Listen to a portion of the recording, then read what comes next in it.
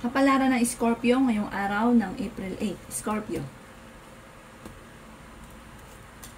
Sinasabi po dito na ating tarot card Scorpio na may proposal na paparating.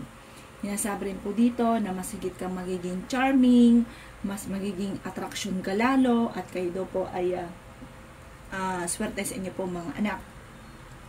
Sabi rin po dito, kayo ay fighter na tao, Scorpio, kayo ay honest, palakaibigan daw po kayo.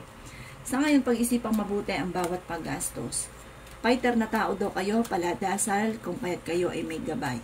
Sabi rin po dito, nalulungkot ka daw po sa ngayon. Sabi rin po dito, maaaring naiinis ka sa isang tao na parang napaka-demanding, parang hindi iba sa inyo ang taong ito, Scorpio. Humanda ka sa dami ng mga magagandang oportunidad na darating. Parang yung kita mo, parami ng parami. Sinasabi rin po dito na marami kang mga hindi inaasahan na magandang pagbabago. Parang sa ngayon nasa baba ka, bigla kang jump pataas.